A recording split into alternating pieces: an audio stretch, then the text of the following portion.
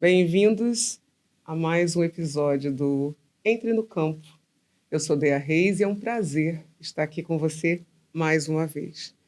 Hoje eu vou trazer um tema que não é que seja polêmico, mas é bem interessante. E eu acho que a gente começa falando exatamente assim. Será que a espiritualidade é realmente sobre buscar respostas no invisível? Ou sobre finalmente assumir a responsabilidade pelo visível? Em geral, as pessoas confundem espiritualidade com religião e são coisas diferentes. Isso é muito importante de falar também. Muita gente busca mentor, guia, templo, religião, confirmação, mas evita principalmente a consciência, a responsabilidade, a escolha e a verdade interna. No fim, espiritualidade não deveria ser fuga. Vocês concordam com isso? E é exatamente sobre isso que a gente precisa falar. Um tema que atravessa fé, propósito espiritual, mentores, autonomia interna e toca numa pergunta essencial. Espiritualidade sem fuga, onde termina a religião e começa a responsabilidade sobre si? Eu estou aqui com uma pessoa que é muito importante para mim, tanto na vida pessoal, quanto na vida espiritual também. E eu apresento para vocês Sandro Castro. Olá! Sua bênção, que prazer ter você aqui. Que Oxalá abençoe sempre. A nós.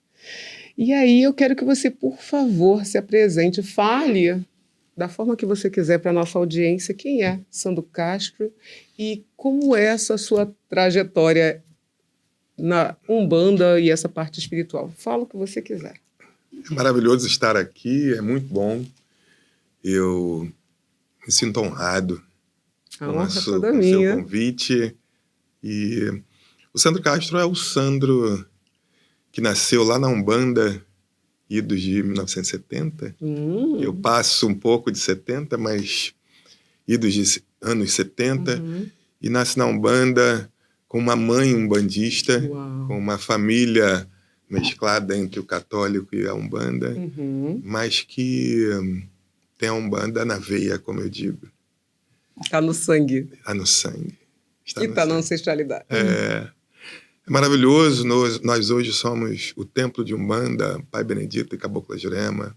Nós somos o templo de caridade, amor e fraternidade. E o Sandro é esse rapaz aqui de 52 anos, que hoje mesmo. que vive hoje uma alegria muito grande de poder doar o seu tempo, o meu tempo, o nosso tempo, em prol da caridade, do amor, que diz o nosso terreiro, que diz a nossa fé. Sim. E isso é maravilhoso. Que máximo isso, porque você fala sobre vir de uma família umbandista, né? Isso sempre foi tranquilo para você? Sempre foi fácil estar nesse lar, que mesmo que seja, vamos dizer, oscile, né? Seja mesclado, você vem de uma mãe umbandista, mas como era esse o Sandro pequeno? O Sandro criança que... Como é isso? Como é que você vê isso? Foi tranquilo? Foi difícil? A Umbanda pra gente era algo escondido. Nessa época... Não podia se ir ao terreiro, a gente não ia de branco. A gente tinha com a roupa comum, e as roupas de terreiro, as nossas roupas, sempre foram numa bolsa escondida, guardada. E era o Sandro que era batizado na Igreja Católica, mas que ia se consultar com o Preto Velho e com o Caboclo. Que máximo isso. Era o Sandro que participava de uma mesa de Oxalá, e eu estou me arrependo todo. Adoro.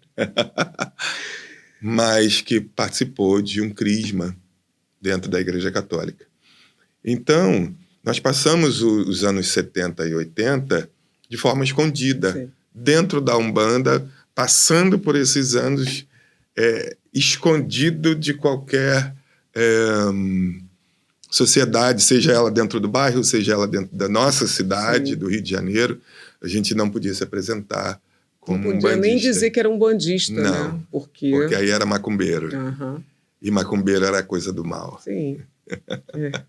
Coisa do diabo. Coisa de quem não existe. Mas foi difícil, não foi fácil. Mas eu, pessoalmente, eu nunca sofri qualquer retaliação. Isso tem que ser verdadeiro e dizer que eu nunca recebi. Assim como não recebi pela minha cor, sempre foi muito tranquilo. Nós somos da Zona Norte, do Rio de Janeiro. Então, eu nunca tive qualquer retaliação em relação a isso, até porque a gente escondia bem.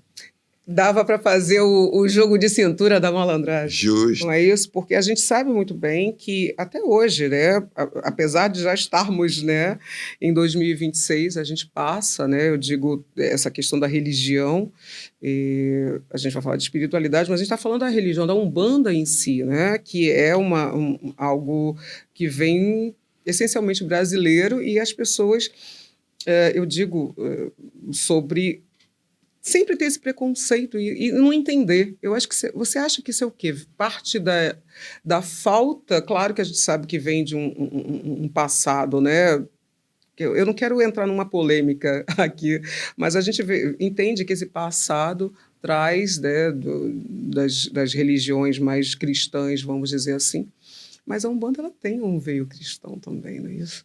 Então, basicamente, esse atravessamento, né? Então você não dizia, mas como é que era isso quando você fala sobre não sentir pela cor, não sentir pelas escolhas, mas como é que era isso dentro de você? Você já sabia que esse caminho era seu? É isso que eu quero. Eu estou fazendo esse caminho para poder. Era o seu caminho também?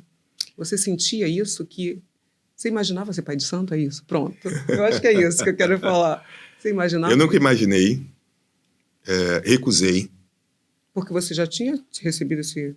Eu já tinha recebido esse chamado do meu mentor, e por 3 anos eu recusei. Eu não me achava capaz, e por muitas vezes, ainda hoje, me pego não me achando capaz. Mas por muito mais vezes eu acho, e tenho certeza de que eu sou capaz. Que bom. Mas... eu não tinha a palavra quando criança. Eu não sabia que palavra era essa, e hoje eu vou te dizer que palavra era essa. Eu sabia, todos os guias que eu me consultava quando menino, diziam assim, seja Caboclo, Preto Velho, Exu, enfim. Eles diziam assim, há algo muito grande para você, menino. E eu dizia assim, o quê? E eles só me perguntavam, topa ou não? Sem dizer nada, era exatamente assim? Vem algo grande, mas topa? Você está disposto? E eu disse uma vez aos 7 anos, eu topo. Nossa. Saber que hoje a caridade, o amor e a fraternidade era o meu propósito, aos 7 anos. Sim, eu não tinha noção. Não tinha ideia. Que lindo isso. Isso realmente é de emocionar, eu não sabia. E foi nesse dia que nós estávamos num terreiro, e era, sim, uma gira de homenagem ao Oxalá, que tanto eu quanto meu irmão, nós fomos reverenciados pela Mãe de Santo. Uau! Com o bater de cabeça de todos os médiuns na mesa de Oxalá. Quantos anos? Eu 7 e o meu irmão 3. Como assim? Que coisa linda. Sim. Tipo, todo mundo reverencia. Então, a espiritualidade já tinha preparado realmente algo grande. Então, não adiantava você esperar. Era o tempo deles não é o tempo da gente, né? Que coisa linda isso. E saber desse propósito não me torna grande. Torna a obra grande. Porque... e vai se tornar, e vem se tornando. Mas o Sandro é pequeno. Que coisa linda. E assim, o seu irmão recebeu a mesma, vamos dizer, não vou dizer honrarias, porque parece uma coisa um pouco prepotente, mas essa reverência, esse reconhecimento de quem já vem no caminho. Não teve essa coisa de vamos junto, irmão? Nunca teve essa conversa? Me fala. Isso não está no roteiro, não, gente. Está acontecendo aqui. Meu irmão sempre esteve com o pé dentro, um dentro e outro fora. E eu digo que a colaboração do meu irmão é muito maior fora, ou nessa posição que ele está, de dentro e fora, do que talvez se estivesse dentro. Ele consegue ter uma visão espiritualista sem estar dentro de uma religião. Entendi. Todas as nossas conversas são muito ricas, porque eu que estou dentro... Você, às vezes, deixa de ver determinadas coisas e ele te... Então, basicamente, você está me dizendo que ele te ajuda a ter uma visão ampliada, porque dentro da PNL a gente fala que é de estar em posição perceptual, que você fica do lado de fora, né? E você fica como espectador, né? Basicamente. Só que ele está ali, ele faz parte, ele é sua carne, ele é seu sangue, e ele vendo. Vocês conversam sobre isso hoje em dia também? Conversamos. Ainda? Conversamos. Que máximo. Como é que é o nome dele mesmo? Fabiano. Fabiano. Eu digo que o Pai Benedito, ele é um grande articulador. Quando ele não tem a minha atenção, ele usa todas as pessoas que são a minha rede de apoio para me dar vários e vários recados e instruções. E vem através dele também, às vezes. Para quem não sabe, Pai Benedito é uma entidade e que a gente pode dizer que são os pretos velhos, né? Que é assim, dentro da Umbanda. Ele é o seu mentor. Ele sempre foi seu mentor? Como é que é isso? Fala, aproveita. Sempre foi. Apesar de eu chamá-lo de Pai Joaquim, por muitos anos, eu tenho um amor muito grande por Pai Joaquim, enfim, por todos os pretos velhos e as santas almas. Ele sempre foi. Ele é um mentor que está com outras pessoas dentro desse nosso Brasil. Haja vista que muitos terreiros são de Pai Benedito, seja ele de Angola, de Aruanda, eu nem sabia seja ele das almas. Trazer isso também. E eu, há pouco tempo, junto com uma auxiliar minha, fui a um terreiro da minha família. A Thaíris foi comigo. E esse meu primo é pai de santo há mais de 20 anos. E há 3 anos nós fomos lá e eu descobri que o mentor dele também é Pai Benedito. Nossa, estava já na espiritualidade, estava na família, na ancestralidade, e você não sabia disso? Eu nunca perguntei. Olha... Então eu nunca soube. Que massa. E lá descobri que o Pai Benedito cuida de toda a minha família. Que lindo. Então não tinha carnal. como realmente não ser, né? É. Que máximo isso. Esse primo, ele é também umbanda, então ele só... Também umbanda. E é onde? Aqui no Rio de Janeiro também? Aqui no Rio de Janeiro, em Parada de Lucas. Olha, então assim, basicamente, quando você fala sobre isso, então já estava... É uma casa de preto velho, então. Pode dizer que seria também a casa... Não só a uma sua, casa, uma família. Nossa, é como de pretos velhos, quando você fala sobre isso, né? Quando você fala sobre essa questão da religião, né, do que você escolhe ou é escolhido, como é isso na sua vida profissional também, né? Você, como um sacerdote de Umbanda que você é, e que passou por essa questão de anos 70, né, de ser escondido, e a gente ainda tem que ter um pouco de cuidado para falar sobre isso. Como é que é hoje? Você se apresenta como você fala para as pessoas? Como é que é isso? Eu tenho essa... Eu tive, respondendo a sua pergunta, eu vou dar 2 passos para trás. Eu tive... A minha religião, ela, dita e falada, foi retalhada. Mas também foi muito bem acolhida. Então eu passei por algumas situações que foram boas e não tão boas. Mas hoje, quando eu vou para o meu trabalho, quando eu vou para a minha... Você falou trabalho... Profissional. Profissional do que ganha o dinheiro, vamos dizer. Não é o da caridade. Quando eu vou para o laboral, eu procuro dividir o Sandro sacerdote, do Sandro tecnologia, analista de sistemas, o Sandro gestão. É que você trabalha com uma coisa bem nada coração. Nada. Basicamente, você está trabalhando com algo que são os dados e é racional. É bem racional. É bem.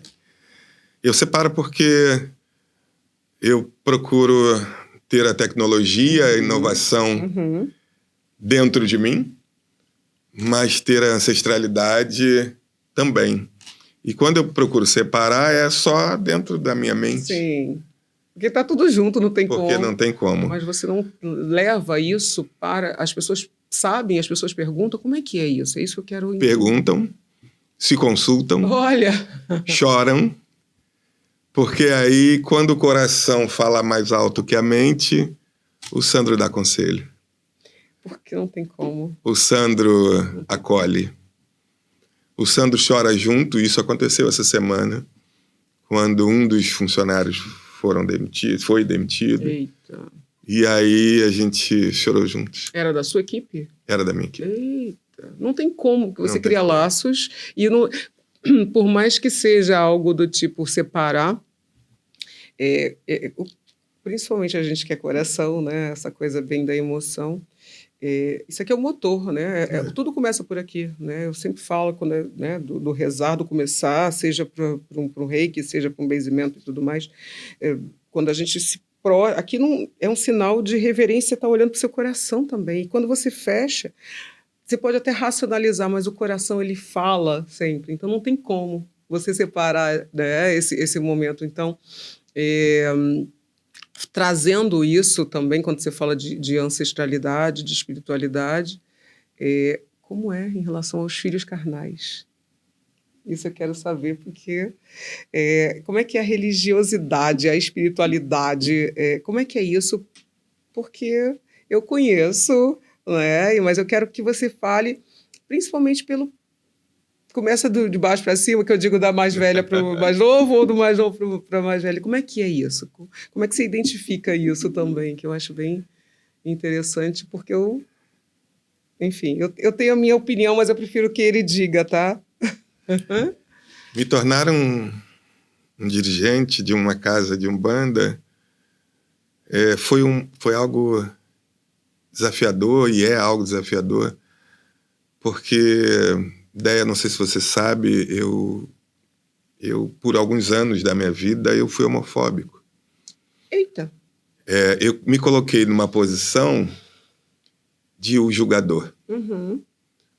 E me tornar um pai de santo, me tornar um sacerdote, foi muito mais para o Sandro, ou é muito mais para o Sandro. Total desconstrução. Total. Quando você fala sobre isso, você fala de que época, mais ou menos? Só para eu ter uma ideia de que você está falando. Entre os meus 18 aos meus 30. Tá. Era uma coisa que você não aceitava, vamos dizer. Para você era muito difícil. Era. Eu fui criado assim. Sim, eu entendo. E era repulsa. Do tipo... Não dá. Perto de mim, não. E hoje em dia você sabe que dentro da religião, dentro da Umbanda, né, isso se desconstrói naturalmente. Então a espiritualidade veio te preparando, basicamente, né? Mas veio. E hoje, quando eu olho para os filhos, da sua pergunta dos filhos de santo, respondendo, eu vejo que são 70 corações. Nossa. Que podem me ensinar, que me ensinam, 70 corações que desconstroem o Sandro, que constroem o Sandro, e que principalmente me traz algo que eu nunca vi na vida, ou pelo menos eu nunca observei, que é a capacidade de doar sem limite. Nossa, que interessante. E quando você diz, então você está disposto e pronto a todo tempo e a toda hora? Não. É sem limite aqui.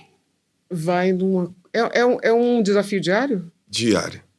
É sem limite, sem regra, sem muro, sem construção. Que interessante. É olhar. É acolher. É sentir também, né? É ouvir. Quando você fala disso. É sentir. Você sempre foi essa pessoa, basicamente, de escutar também? Ou você passou a ser por conta dessa nova, que eu digo nova, que não é nova, mas é nova, posição espiritual? Eu passei a escutar quando eu escutei Pai Benedito. Que lindo. Recuso ele, como eu disse, por 3 anos, mas ele me dá a capacidade de... Ele começa a me dar essa capacidade de escutar. Não digo... Eu acho que doutrinação... Você acha que doutrinação seria uma palavra É uma palavra pesada, você acha? Não. Então tá. Então seria essa doutrinação, ele veio te preparando o terreno. Sim. Né? Eu gosto Sim. muito de falar isso, né? De preparar o terreno para poder você assumir quando você... É a sabedoria do preto velho, que tem a paciência, que sabe que o seu tempo não é o tempo deles, né? Então ele veio... Quando você fala de 3 anos, é do tipo, você recebe então o primeiro chamado e você fala, isso não é para mim. Isso não é para mim. Aí passa um tempo e isso não é para mim. Pra mim. E quando é que você disse sim, então? Eu digo sim quando ele diz a mim, meu filho, você pode me recusar. Inúmeras vezes. Inúmeras vezes. Mas a evolução espiritual nessa jornada é sua. Então, eu lhe guardo. Nossa, é porque isso é algo que é do tipo... Agora eu me sinto pronto, mesmo não estando pronto? Porque a gente nunca acha que está pronto. Eu digo para ele, eu não estou pronto, mas se tenho que evoluir, se então, devo evoluir... Vamos juntos? E se é melhor para mim evoluir, vamos. Esse ano, Déia, eu aprendi algo que foi muito interessante, porque ele disse isso para mim, quando você disse a palavra doutrina, me remeteu a algo que ele disse lá no primeiro ano que ele me chama. Daquele dos 3? Dos 3. Ele disse assim para mim, confia. E eu não confiei. Ele disse para mim no segundo ano, confia, e eu não confiei. E no terceiro ano que eu digo para ele, eu confio, vamos. Ele esse ano diz assim para mim, eu estava a te dizer sobre devoção. Seja devoto. E eu disse para ele, mas devoção é uma palavra cristã? E ele disse, quem disse? E aí ele disse então que não era. Não. Devoção é ser devoto, não importa. É porque a gente vem de uma construção muito católica também, não é isso? Devoção é acreditar naquilo que você não vê, naquilo que você só sente. Porque você precisa ir na confiança. Não é o se joga, mas é se joga porque eu sei que eu tenho uma mão ali amparando. É isso? É basicamente isso? Ele uma vez me perguntou por que eu pulei quando meu pai estava dentro da piscina. Isso é... real. Tá. Quando eu falei do pular, então teve um pular mesmo? Eu pulei. O que então... Eu tinha 4 para 5 anos, meu pai estava dentro de uma piscina e eu pulei. Meu pai falou, vem. E eu pulei. E ele me fez viver esse momento, eu vivi. Obviamente que você não lembrava, porque já acontece tanta coisa. Então aquilo é a confiança. E ele disse, por que você pulou? Aí você falou, porque eu confiei? Porque eu confiava no meu pai. Então ele falou, pronto, tá aí a resposta. Pula. Nossa, fiquei agora emocionada. Porque é sobre isso, a gente... eu acho que é um mix de coisas, que é a insegurança que todas as pessoas... Dizer que é fácil, não é em tudo, seja no âmbito profissional, enfim. Mas eu acho que essa confiança vem quando você acredita que tem uma força maior. E Pai Benedito, ele é tudo para você, né? E para... É como se fosse... é como se fosse um oráculo. É basicamente isso que eu digo, com o oráculo de uma forma respeitosa, Sim. Óbvio, não é? Até porque eu sou oraculista, eu falo oráculo em termos da sabedoria, porque isso é algo muito antigo, né? É como se fosse isso. Você vai buscar esse sábio, então. É isso. Se você fechasse o olho agora e pensasse em alguém que pode te orientar, talvez a imagem que virá é de uma pessoa mais velha. Talvez seja isso. Ou de um ancião, ou de uma anciã. Esse é ele. Tá. Esse é ele. Nossa, que lindo. Quando eu falo sobre isso também, né, você falou dos 70 filhos espirituais. E dentro desses 70 filhos espirituais tem os filhos carnais. E como é isso para os seus filhos carnais? A espiritualidade, a religiosidade, né? Enfim, como é que é isso que eu também conheço? Como é que é isso? É fácil? Foi fácil? Está sendo fácil? Como é que é isso? Fale quantos filhos são. São 3. Os nomes dessas coisas lindas, que são lindos mesmo, gente. Eu tenho 3 filhos que nasceram em momentos diferentes. E tenho a Maria Eduarda, que é minha filha do coração. Uhum. Então, no total, são 4 filhos. São 4, na verdade, porque apesar de não vir diretamente, é a filha do coração. Que é uma graça também. E de fácil não tem nada. São 4 pessoas completamente totalmente diferentes. Né? Eu Sim. tenho 4 fases da vida. Desafios. 4 desafios, 4 pessoas maravilhosas que me trazem desafios todos os dias, que me chamam a atenção e que me trazem a atenção. Eu tenho 4 pérolas maravilhosas que me apoiam. A melhor parte do criar e de ser pai é você perceber que você está ainda a aprender. Eles ensinam muito, né? Muito. Eu deixo de fumar cigarro porque eu fumava.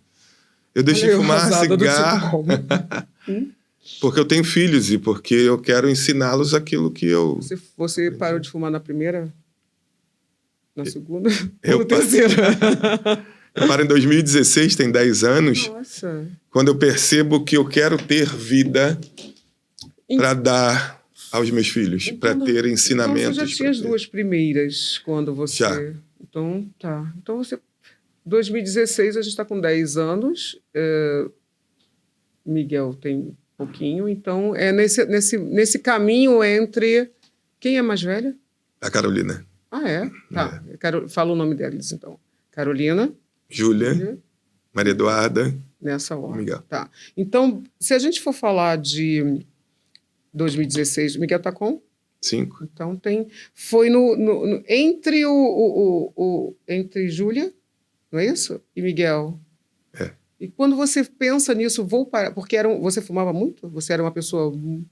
Quando você fala, vou parar por causa dos filhos, porque eu quero ter qualidade de vida, como é que foi isso? Porque você vê da espiritualidade, como é que foi essa história? Eu converso com o Pai Benedito por 1 ano e falo com ele que eu quero parar. Ah, você já queria, então. Tá. E aí, por 1 ano eu tentei. Era uma bengala? Era. Você acha que era uma bengala? Era uma válvula de escape. Tá. E quando chega em dezembro, eu falo, vou fumar esse último cigarro, jogo fora. Tipo, vou embora para casa. Eu estava na rua.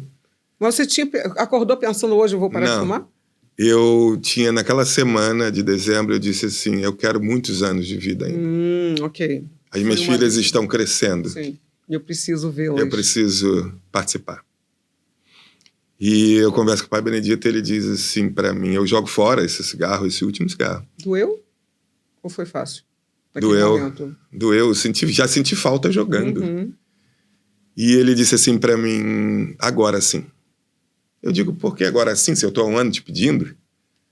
E ele disse, quem começou? Eu disse, parei, pensei, eu. Quem ia parar? Tem razão. Nossa, que E aí voltamos ao tema que você disse no início.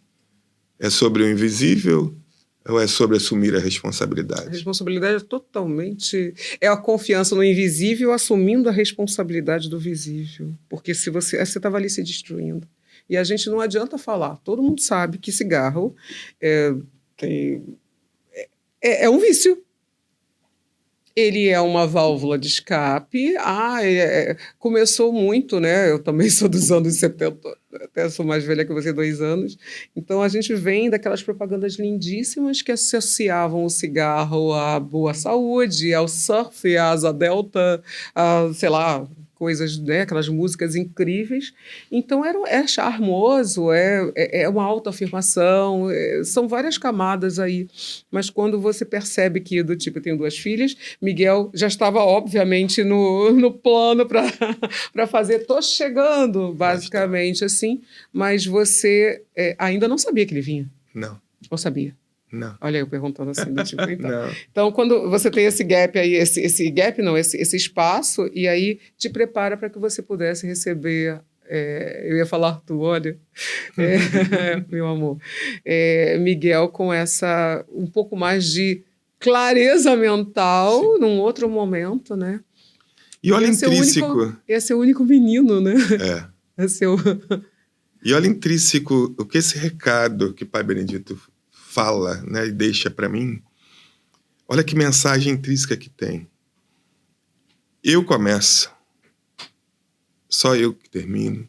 Sim. Ele diz, quem começou... termina. Assuma a sua responsabilidade. Porque eu estou respeitando o seu livre-arbítrio. Eita, é verdade.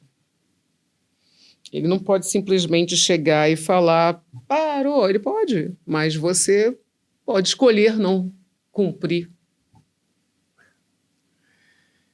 E hoje isso me remete aos meus 70 filhos e os meus 4 filhos, e digo a eles, estejam juntos comigo nessa jornada espiritual, mas saiba que vocês estão sempre regidos pelo livre-arbítrio que Pai Benedito me ensina 10 anos atrás.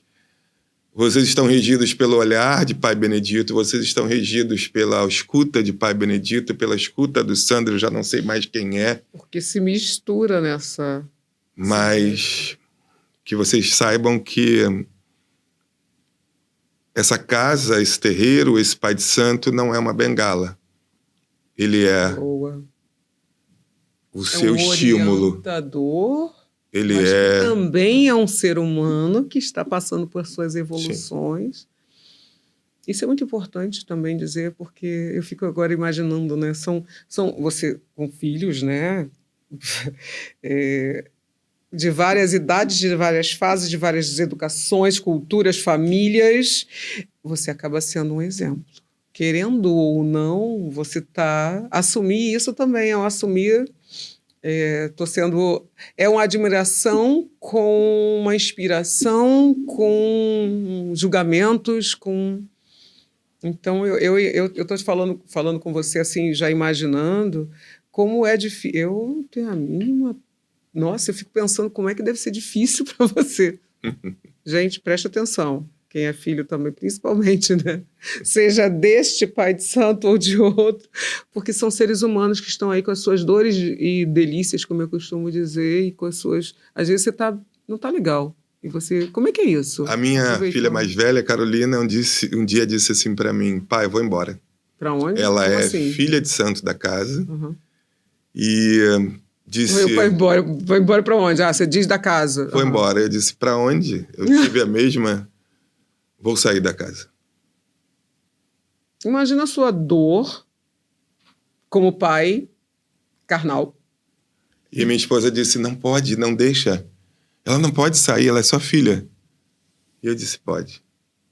É o livre-arbítrio, né? Ela pode sair. E saiu. Caraca. Por trás dela, enfim, ao final do dia, não por trás, mas ao final do dia eu choro. Eu choro. Eu tô aqui porque eu sou muito empata, né? Essa coisa de ser empática, e mesmo que é seu, o que é meu, eu tô aqui te escutando e tô criando os meus balões e tô aqui imaginando, me colocando no seu lugar. Que dificuldade. Ao final desse dia eu choro. E Pai Benedito vem falar comigo, a melhor escola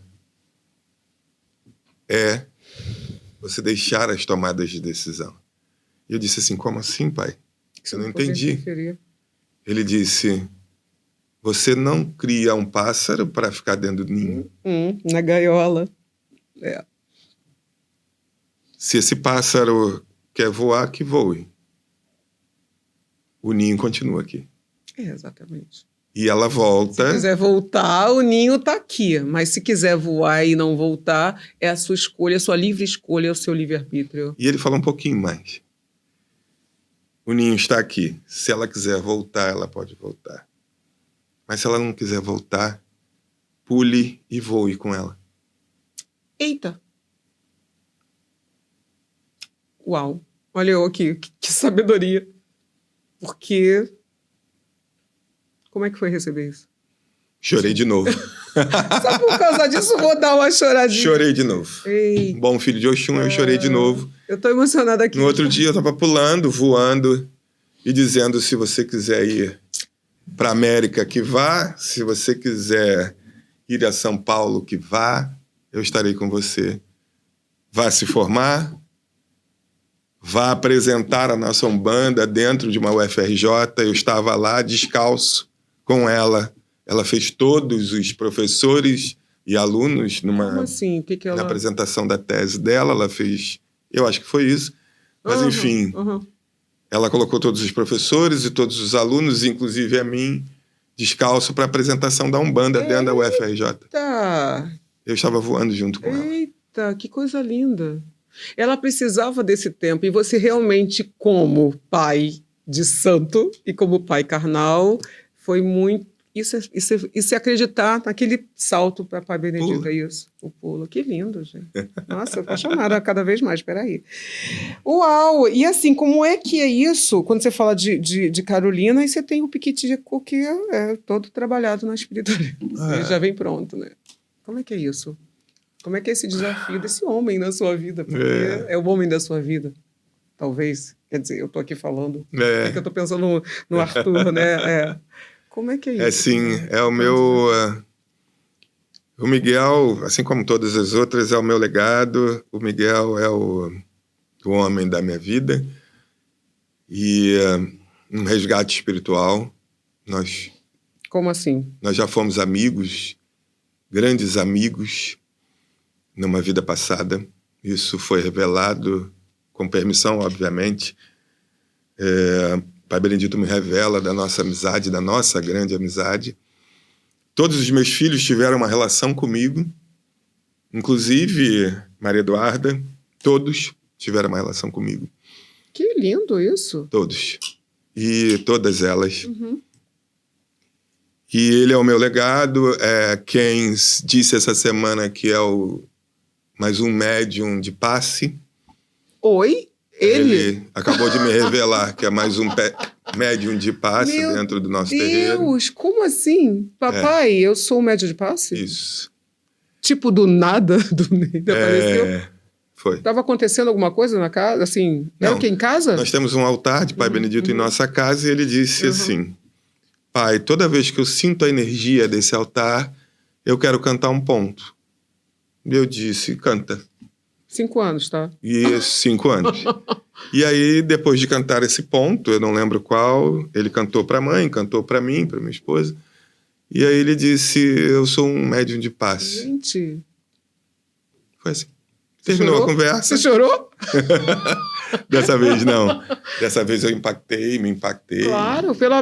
O olho. Porque você vê um negocinho desse tamanho, que eu não sei qual é, assim, mas basicamente cheio de sabedoria. Isso aí já é uma ancestralidade que vem...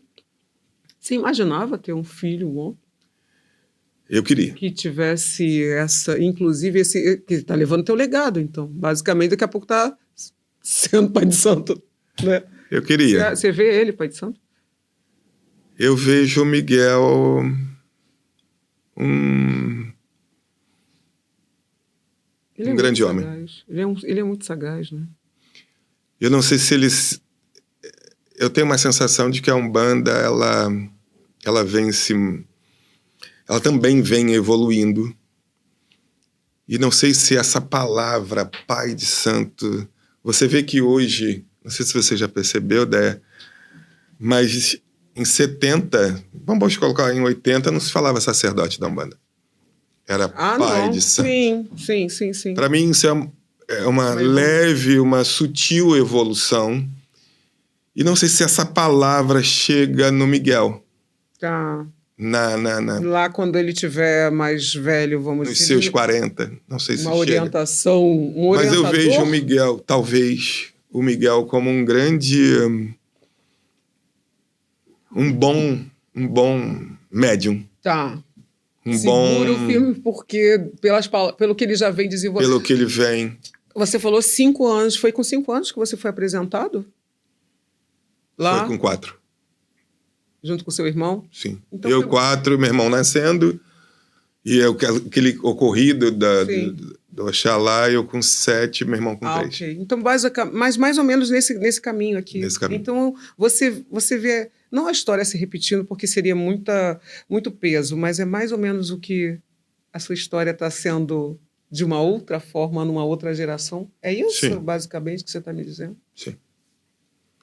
E aí você começa a ver com o olhar daquela criança, com os tempos modernos. Que bom que as coisas estão evoluindo de uma certa forma para que ele sofra menos que você sofreu, talvez. Perceba que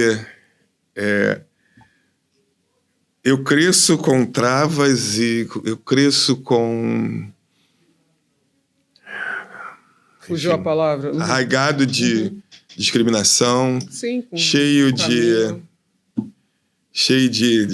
Enfim.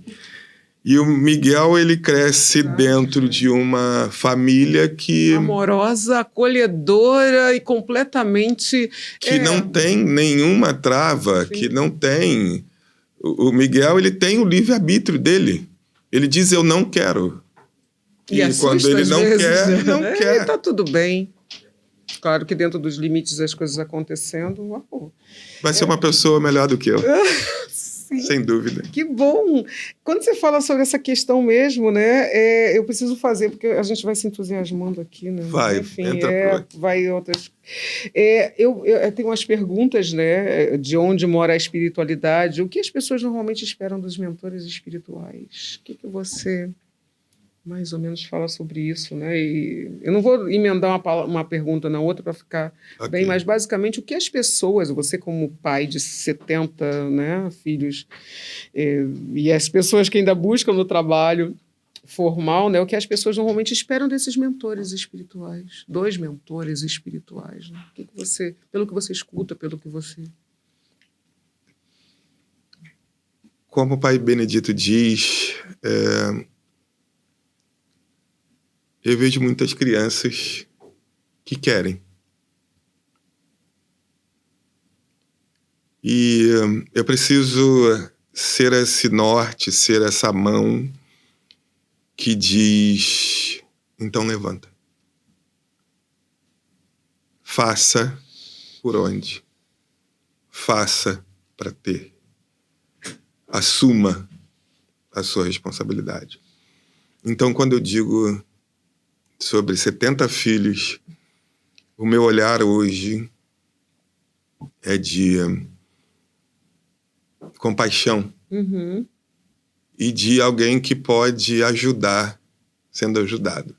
Quando você diz assim, criança, você diz criança, são 70 crianças grandes também, é isso? Como se fossem... 70 corações jovens.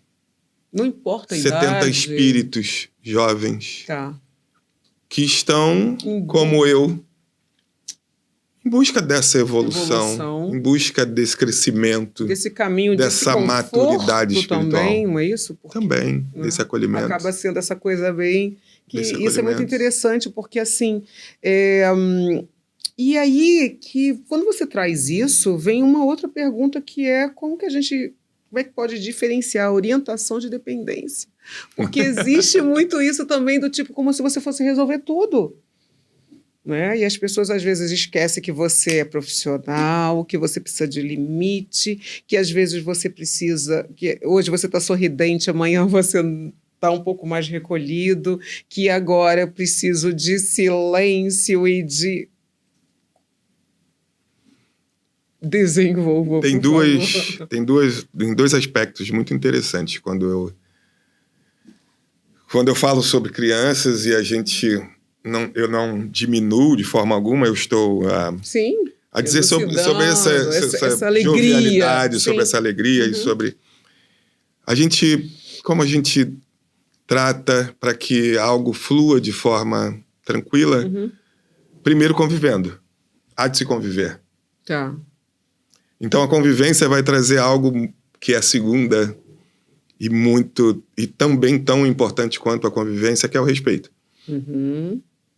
E aí sim é a hora que chega o meu limite e o limite deles. Você fala sobre isso? Você pontuo. Tem ponto, você precisa pontuar eu talvez mais? Eu pontuo isso bimestralmente, talvez, ou a cada 2 meses, né? Eu digo sobre respeito, sobre devoção, sobre carinho, sobre acolhimento e por aí vai. Nós temos nossas reuniões. E é aí que a gente põe os pingos nos is. Porque, como uma família. Sim, mas ainda assim existe essa coisa da dependência, porque você tem que falar, opa, aqui é contigo o livre-arbítrio, porque é exatamente sobre isso. Aí, sem óculos é uma situação.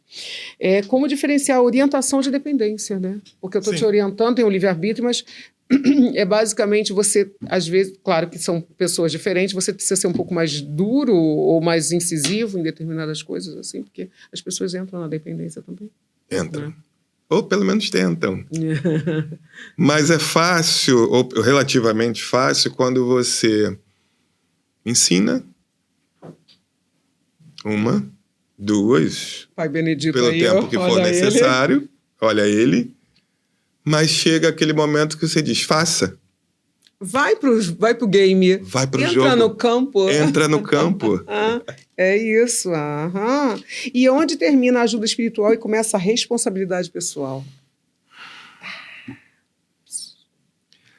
Essa é uma pergunta maravilhosa e foi uma pergunta que algum tempo atrás alguém me fez. É mesmo? Que bom. E foi interessantíssimo, porque isso devia vir conosco quando você coloca o pé dentro do templo. Seja ele qual for. Você deveria estar contigo, ou pelo menos poderia estar com você. Mas justamente porque não está, você entra.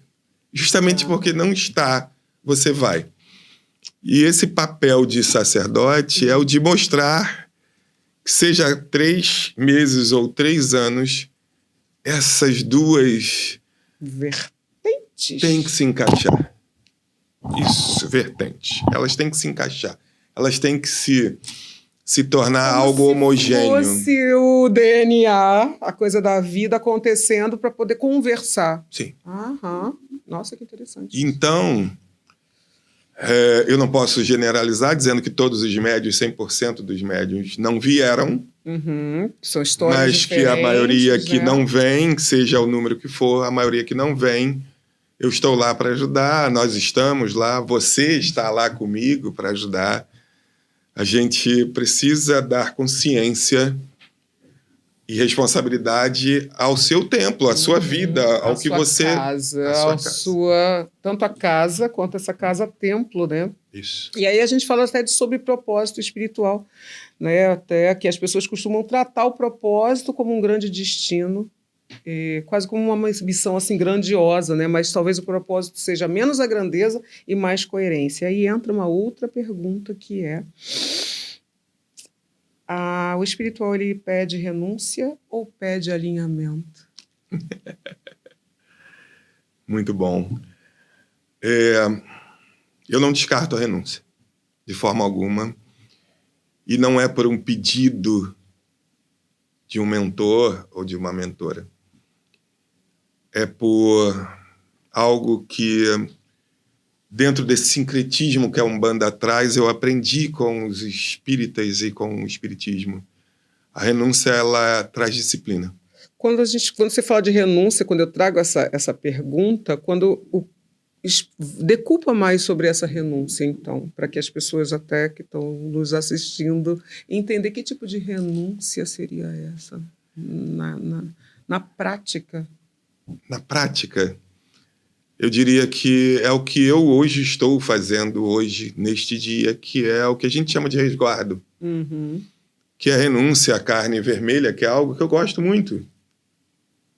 Que é a renúncia... Carnívoro, carioca, carnívoro. Uma boa de uma cerveja numa sexta-feira. De um churrasco. Tá.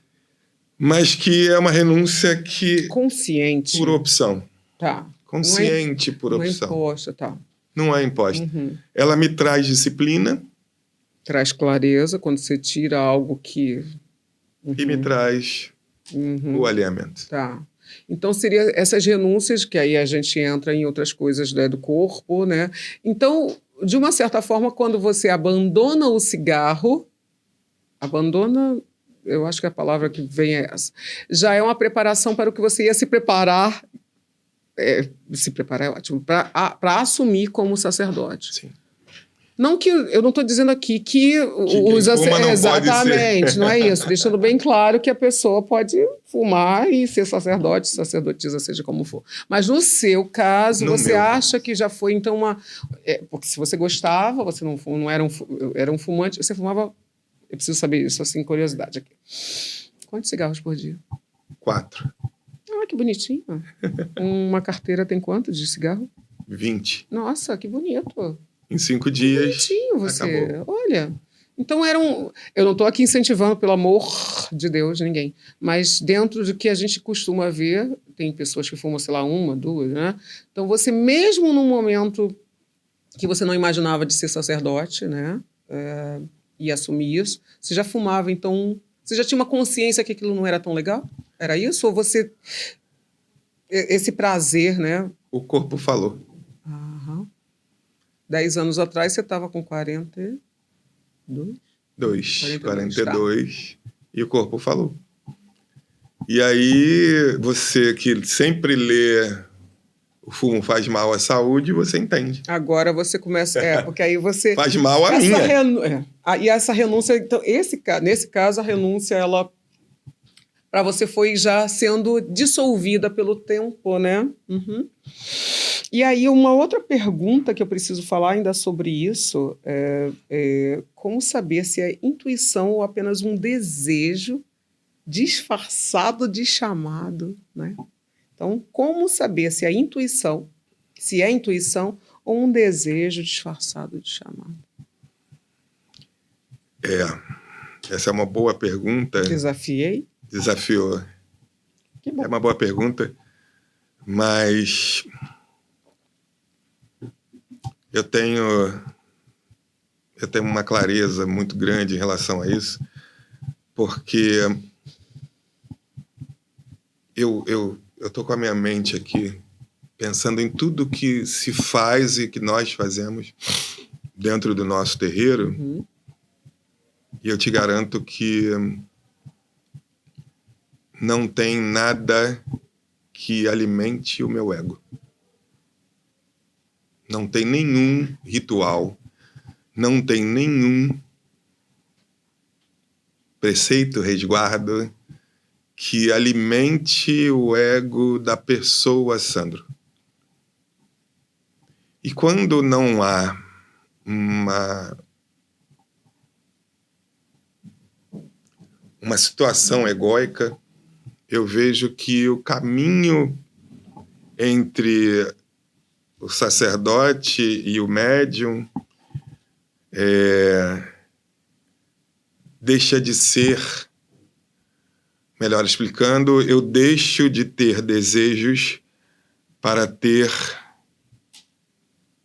compromissos, para ter responsabilidades. Não maiores, depende, mas dentro de você, tá?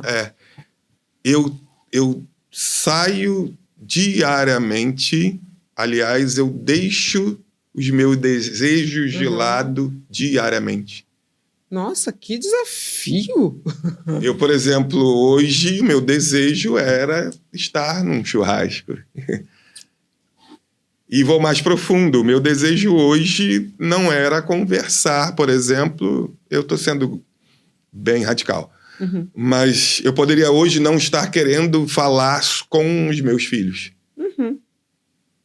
Mas eu nunca deixei de falar com os meus filhos. E que bom que você está gostando de estar aqui, eu espero, né? Porque eu tô amando. Poderia. Não, mas eu entendi quando você fala sobre isso, porque você deixa... sobrepõe isso. Sobrepõe, não é isso? O desejo, é sobre essa sobreposição para poder... Por conta do... Você acha que é um peso? Não. Porque não é todo mundo que... Não. Eu, por exemplo... Não, também não. Vou te falar. Nossa! Ainda bem que não tem essas... A gente fica aí. Porque eu vou te falar... Agora eu acho que eu estou tendo uma real noção, tá? O propósito de uma casa de umbanda, de um templo de umbanda, de um templo religioso, está diretamente ligado ao que o Pai Benedito coloca como nome da nossa casa: fraternidade, caridade. É uma linha muito tênue Sim. fazer a caridade ou participar de um ato caridoso, de ser fraterno. Que não haja essa questão do ego, porque as pessoas confundem isso também, né? Chegou no ponto. Chegou no ponto. Trazer isso. Você chegou no ponto. Porque não adianta você entregar, sei lá, eu estou falando aqui uma história básica que me veio na cabeça, a quentinha lá né? E tô fazendo, olha como eu sou legal, olha como eu sou bom, olha como eu sou incrível, uau! Fica dicotômico, né? Fica. O meu olhar está voltado para a espiritualidade. As minhas ações e as minhas atitudes estão voltadas, embasadas e pautadas por Pai Benedito das Almas. Todo o resto, ou melhor dizendo, todo o rito e toda essa casa segue esse propósito, esse preceito, esse... E toda vez que eu, como ser humano, desvio por algum motivo, como hoje eu pensei, vou ou não vou, no último minuto, neste podcast, você entra está falando no canto. Realmente real. Sério? Olha isso, revelação em rede nacional. É sério? É sério. Você ficou pensando em não vir? Dentro do carro. Por causa pra de quê? Vir pra cá. Vindo já? Como assim? Eu estava conversando com meu ego. É mesmo? Gente, tô adorando saber disso. E aí o Pai Benedito entra e diz assim, qual é o seu propósito? Preciso aprofundar isso, mas o que entrou aí? O que entrou? O que entrou aí nesse momento do tipo, acho que eu não vou. Eu e meu ego, por que você vai? Sandro, o que você vai fazer lá? É o Sandro quem quer? Deseja? Uhum. Eu disse, tem um pouco do Sandro lá. Uhum. Tem um pouco do desejo do Sandro. E aí foi a hora que o Pai Benedito entrou. Mas qual é o propósito? Você acha que pode ter sido um pouco dessa questão também de estou me expondo? Estou inseguro? Sei lá, eu estou aqui elucubrando. Porque somos seres em evolução, né?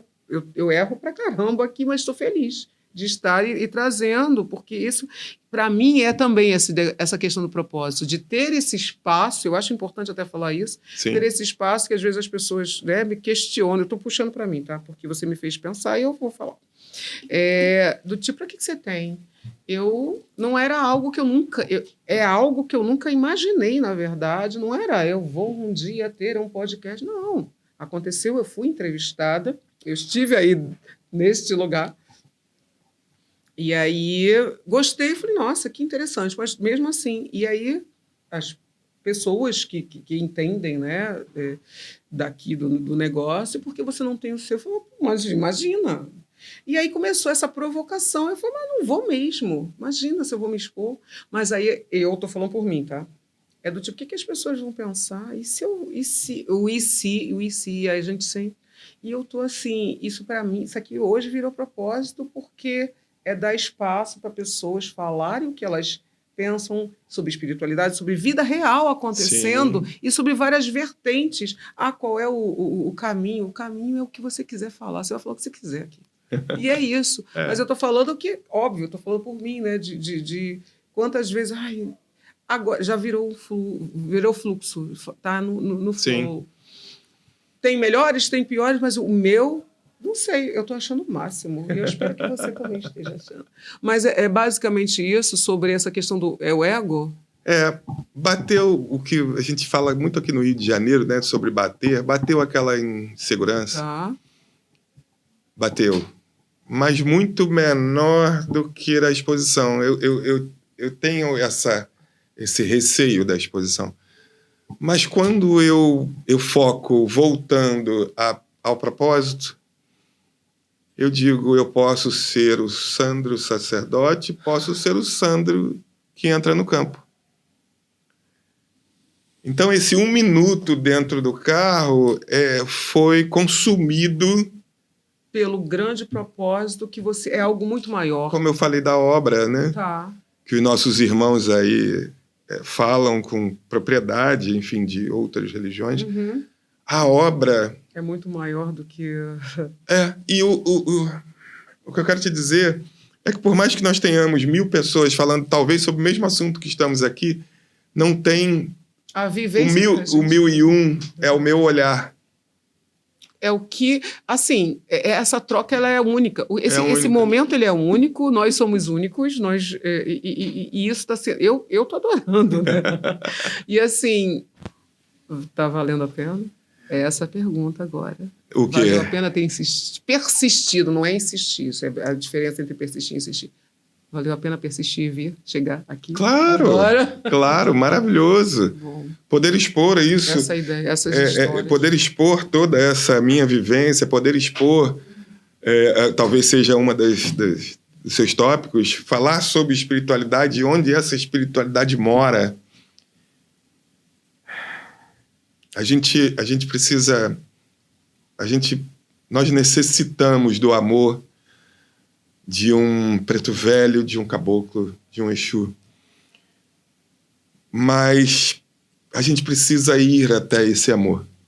Nós precisamos viver. O que eu estou fazendo aqui hoje é viver o amor da Déia, é viver o amor de vocês, para que essa energia reverbere positivamente por muitas pessoas. Que lindo. Para muitos lugares. Como ondas, como a água que flui, o grande amor de Mamãe Exu. Eu preciso dizer, e talvez isso venha a ser um tópico que você venha a falar, mas a Umbanda é algo que eu faço diariamente. E por fazer diariamente, a Umbanda é algo que eu sou. Eu transmito isso aos meus filhos, aos nossos irmãos, todos os dias, dizendo: você é um umbandista dentro e fora do terreiro. Não dá para você tirar, peraí que eu vou tirar minha capa, minha roupa, e agora eu sou... Não que você tenha que ser aquele ser chatinho e... Não. Fanático. Não é sobre isso. É sobre viver na prática o que você prega, o que você busca e... É ser coerente. É ser coerente. É isso. É ser coerente. Estava aqui realmente, mas você já trouxe, que bom. Se a Umbanda é amor, e nós umbandistas falamos isso, você precisa também ser amor. E não é essa história de um amor...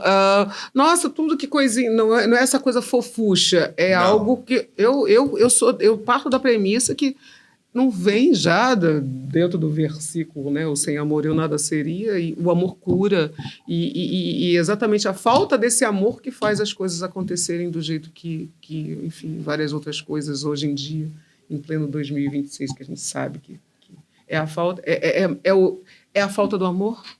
Eu te pergunto, então, é essa falta de amor? É a falta do amor, é a falta do limite... do pai e da mãe que... O pai Benedito, ele não é nada além do que o Jorge foi para mim. Do que o Jorge, meu pai... Ah, tá. Olha, Jorge... Aí eu já pensei, é São Jorge? Ele é o Jorge. Carnal, meu pai carnal. Ele se chama Jorge. Ele briga... ele briga como o Jorge brigava. Meu pai já foi pro plano astral. Mas ele briga como o Jorge brigava. Ele não é o bonzinho preto velho. Ele é o que dá respeito. Sim.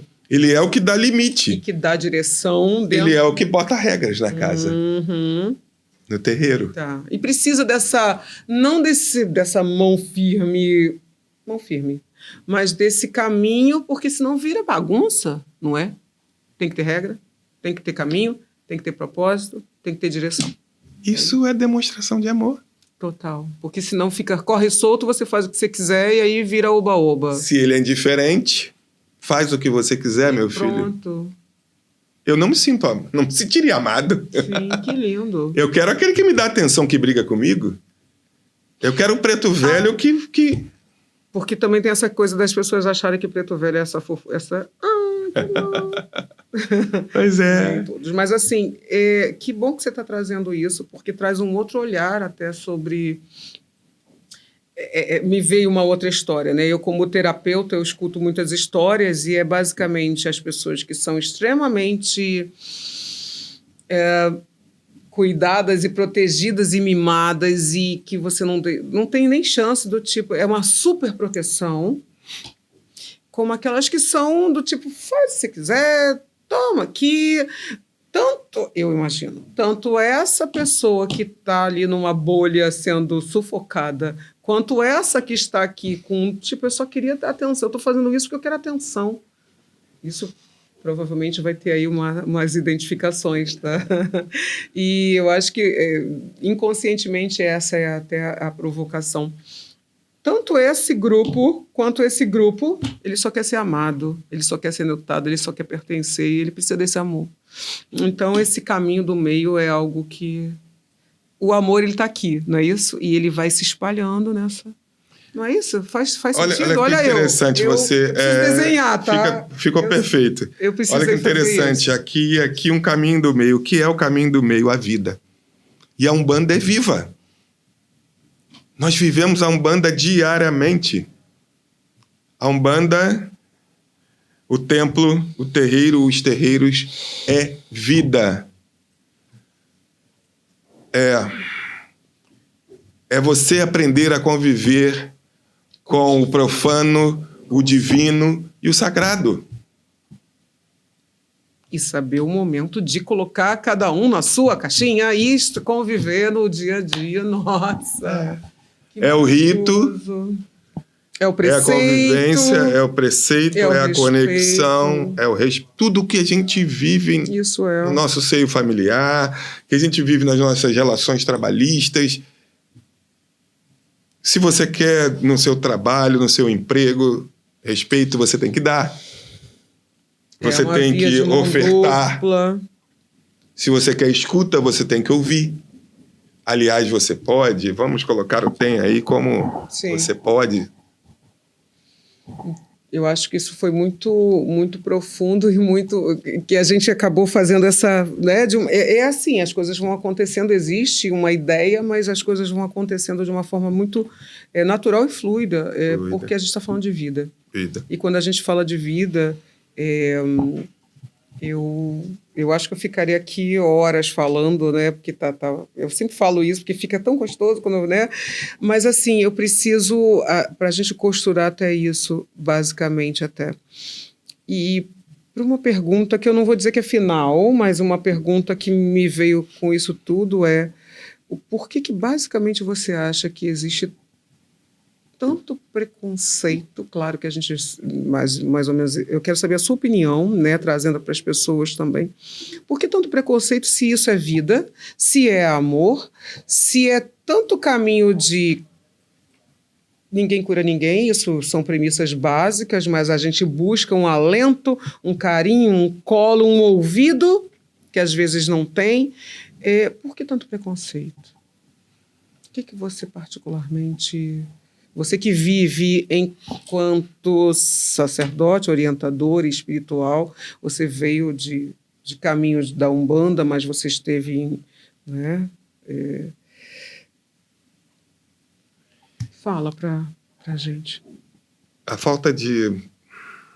Eu vou costurar isso com uma leve história. A falta de conhecimento, a falta de entendimento, a falta de percepção leva a um ou a uma ou a uns preconceituosos. A ignorância do assunto, você diz, basicamente? O preconceito é inerente ao ser humano. Tá. E daí, a gente falou de ondas. Essa onda, essa energia, ela aumenta. Ela expande, vamos dizer. Não vou nem dizer dissipa, mas ela expande. Ela expande. E quem não entende, atende. Então, basicamente, se você não souber sobre o assunto... Que vier, tá bom, me disseram, eu vou acreditar que é isso. Então, eu acho que seria estude, procure saber... Desmistifique, vivencie, experimente? Seria isso? Seja, aliás, não seja, tenha compaixão. Que está dentro da escala de vibração, né, da escala vibratória acima de compaixão. Que lindo. Se você for alguém que tem compaixão, você não tem preconceito. Você acolhe. E você veio construindo essa história quando você diz lá atrás do Sandro preconceituoso, que veio apreendendo na vida para chegar hoje de trazer isso com tanta clareza e com tanta propriedade e certeza. Certeza. Porque você fala isso, vem do coração. Não vem da boca para fora. Não tem livro. Eu tenho poucas palavras, Déia. De verdade, eu estudo bastante, mas não sei se você já percebeu que eu não sou um homem de muitas palavras. Acho que eu não procuro muito, aliás, eu não procuro muito ter boas palavras, eu procuro bem ter relação. Eu preciso ter relações. Das mais amigos, filhos, porque aí a gente vai chegar no ponto que a gente acho que falou agora há pouco, onde mora a espiritualidade, aqui, aí e aqui, entre a gente. Nesse campo energético. Nessa relação. Que lindo isso. Que lindo. Obrigada por isso. Aqui que mora a espiritualidade. É a hora que a gente dá a mão aqui para acolher o outro. Mas... para acolher o outro. E vamos fazendo essa grande corrente de boas energias. E que lindo. Em cada célula. Ai, que lindo. Obrigada por isso. Me veio agora. A gente vai encerrar, sim, mas antes de encerrar eu preciso falar porque eu acabei não falando, gente. Fala do seu livro e fala do que já está engatilhado.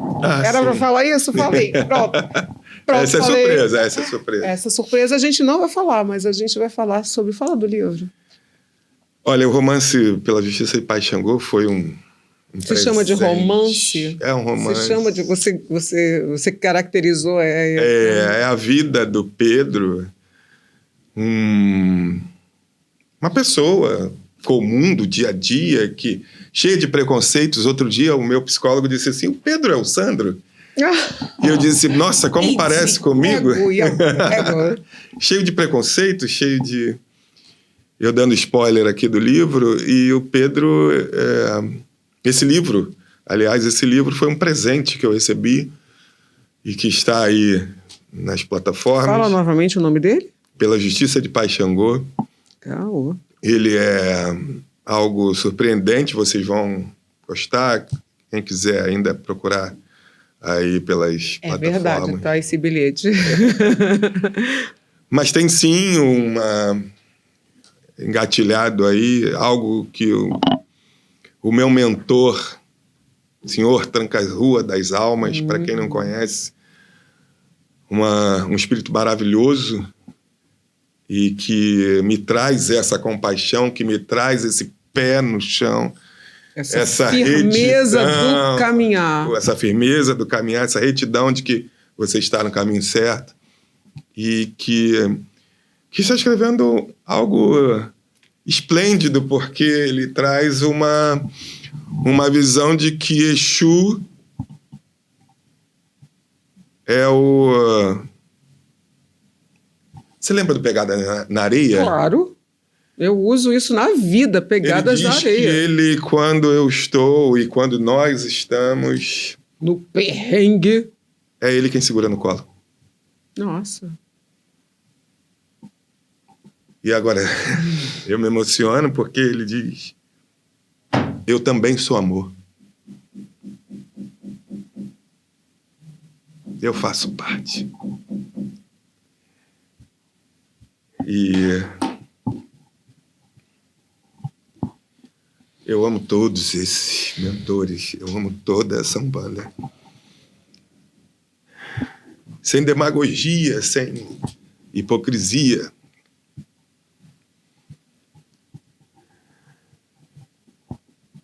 Eu sou um bandista.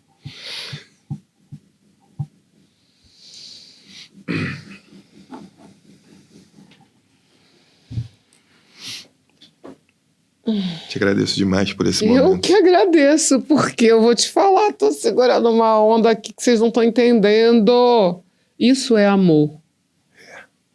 Isso é não estava no esquema, não estava no script, e eu acho que melhor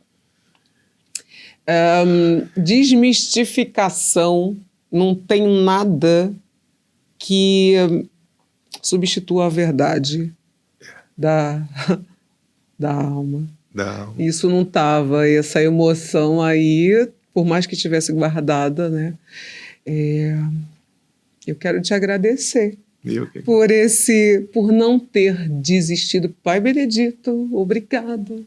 Pai Benedito sabe tudo que eu faço.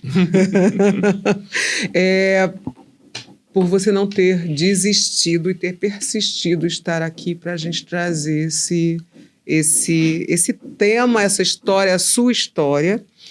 E respira, bebe um pouco. Não tem mais água, mas tem água aqui. Tem água aqui. Beba essa água, toma esse gole de água. Você, como um bom reikiano, que é também, beba sua água e, por favor, passe para as pessoas como te encontram, como encontram o templo, o que você quer, enfim. Eu quero deixar aqui para todo mundo que assiste aqui o Entra no Campo, para quem assiste a Déia Reis, para quem gosta de podcast. Eu queria deixar aqui um convite para conhecer a nossa casa, fica aqui na Zona Norte do Rio de Janeiro, em Ramos, e vai ficar aí pelas plataformas o nosso endereço, lá na João Santana, Rua João Santana 353, um convite esse de não só de conhecer a Umbanda, mas de viver. Como eu disse aqui, de viver essa Umbanda, de sentir essa compaixão, esse amor, de entender, talvez, um pouco sobre o que o Pai Benedito, a Cabocla Jurema, eu, os meus auxiliares, Thaíris, a minha esposa Elaine, os meus filhos, todo dia a gente traz essa semente, ou planta, ou deixa essa semente, de viver essa Umbanda que é viva, que é latente e que está dentro de nós. Então, desmistifique, tire o seu véu do preconceito e venha viver algo esplêndido que foi criado pelo caboclo, ou pelo menos foi dito, né? Dito pelo caboclo das Sete Encruzilhadas há pouco tempo, em 1908, que traz esse lema de que juntos nós podemos criar uma energia muito maior de compaixão, de amor e de fraternidade. Então venham nos conhecer, venham viver, tá bom? Foi um prazer enorme estar aqui. Mais uma vez, obrigada a sua bênção. É algo superior a tudo que eu poderia imaginar, muito maior do que o meu medo. Oba! Que bom, obrigada. Muito maior do que o meu obrigada ego. Pela confiança, obrigada por aceitar, né, o convite. Entramos no campo? Entramos no campo. Esse campo da energia, do amor, da verdade. Né? Com esse momento, eu quero agradecer a você que está aí, que vai assistir, que passe adiante também isso. Vamos tirar esses véus e saber que todos os caminhos que levam para o amor, o respeito, ele é acima de qualquer coisa, e o que é bom para mim pode não ser bom para você. Mas se esse episódio, se essa história tocou ou vai tocar o coração de alguém, curte, compartilha, segue o canal e até a próxima. Mais uma vez, obrigada por tudo, viu? Eu que agradeço. Você é demais. Sim.